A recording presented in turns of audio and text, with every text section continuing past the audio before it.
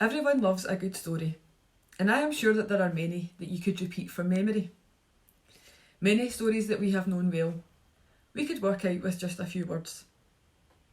Even just those few words could give you a prompt on what the full story is. Have a listen to each of these and see if it brings any well-known story to your mind. 3. Pigs, wolf, huff and puff. Servant girl, godmother, midnight, prince and shoe. Orphans, magic, school, scar and wand. I hope you managed to work out what these stories are. Today we are going to be looking at another one of Jesus' parables. Parables, as we've said before, are stories that Jesus used to illustrate a point to the people he was teaching at the time. Many of his parables might seem a little strange to us, but we must remember that this was over 2,000 years ago. Times have changed, as has society. And I'm more than sure that if Jesus was walking around Scotland today teaching us, he would use examples that are relevant to us in the culture and context that we live in now. Let me ask you a question. What do you think when you hear the word neighbour? Do you think of the person who lives next door? Or maybe the person who lives down the street? Or perhaps it's the person who sits next to you in class? Jesus himself answered this question in the parable of the Good Samaritan. This can be found in the Gospel of Luke at chapter 10 in the Bible.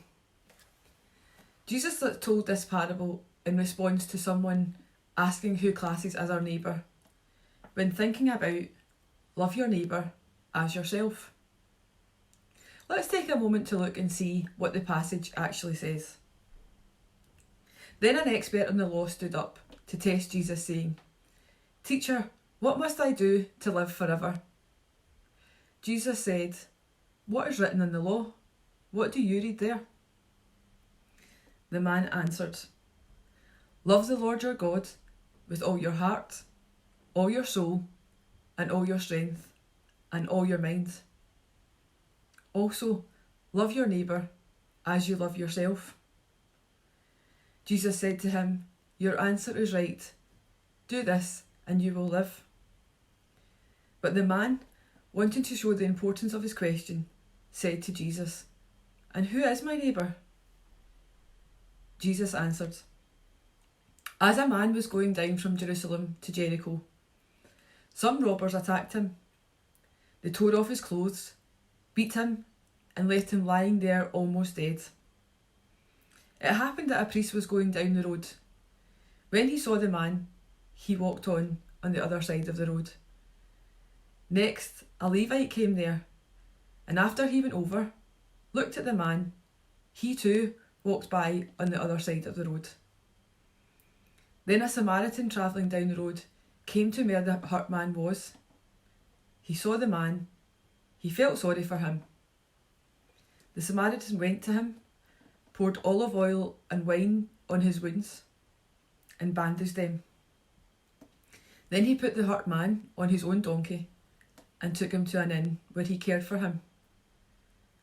The next day, the Samaritan brought out 2 coins, gave them to the innkeeper, and said, "Take care of this man. If you spend more money on him, I will pay it back to you when I come again."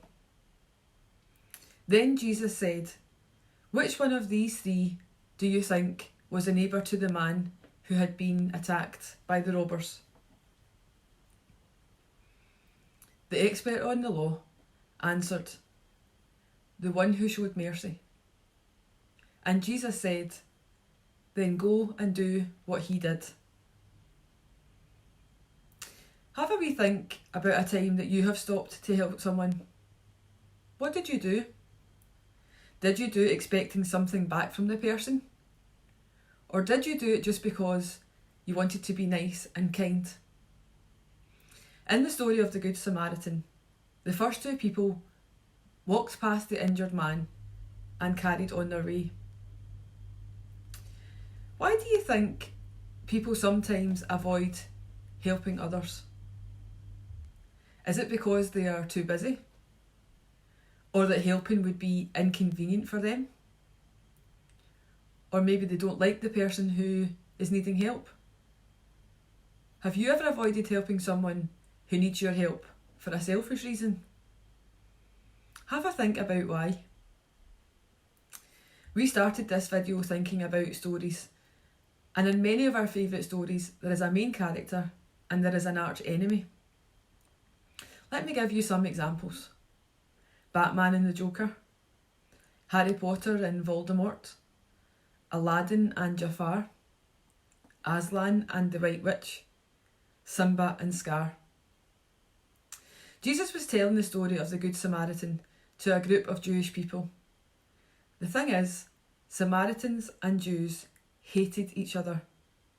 Jews wouldn't even call Samaritans by name. They thought they were unclean, unworthy heathens, and wanted nothing at all to do with them. So when it turns out to be a Samaritan who helps the man in the story, it does two things. It smashes their stereotype of what the Samaritans were like.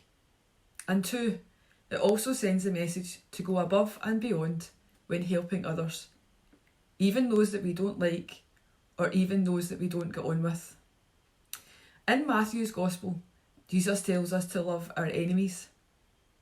Loving your enemies is a big concept to wrap your head around. It's difficult to get over your own personal feelings about the person you don't like or the person that you don't see eye to eye with. But Jesus was teaching these people that loving their neighbour meant getting over their own personal feelings about the people they don't get on with. The first step to helping others is to notice what's going on around us, to be observant and to pay attention when someone needs help. If you don't keep a lookout, it can be easy to miss signs that someone is in need. Maybe the next time you're walking around the school or hanging around with your friends, you could actively try and be more aware of how people are feeling and what's going on in their lives.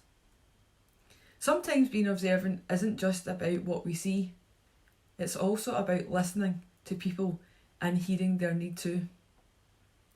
The point Jesus was making is that everyone falls into the category of our neighbour, and it's our job to show compassion to each and every person we encounter in our daily lives, even those that we don't get on with.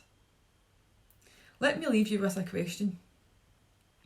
What is one thing that you could do today to show love to a neighbour? Comment below and let me know what you decide to do.